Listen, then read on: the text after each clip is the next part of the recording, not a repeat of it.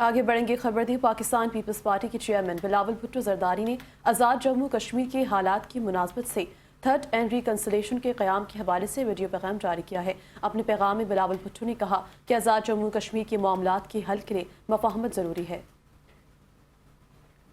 اور ٹکراؤ کا خاتمہ کرے، کشمیری عوام کو ان کی روزمرہ مشکلات سے نجات دلائے اور زندگی کو معمول پر واپس لائے۔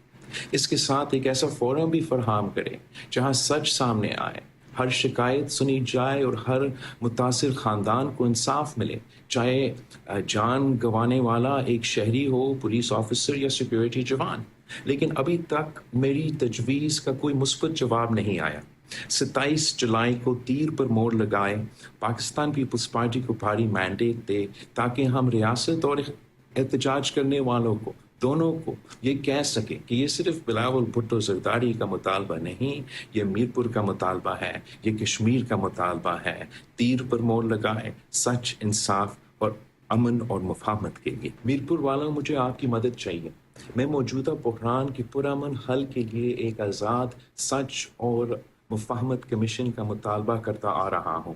ایسا کمیشن جو فوراً اس بحران اور ٹکراؤ کا خاتمہ کرے، کشمیری عوام کو ان کی روزمرہ مشکلات سے نجات دلائے اور زندگی کو معمول پر واپس لائے۔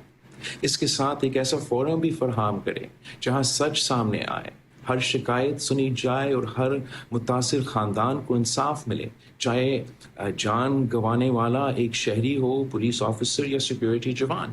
لیکن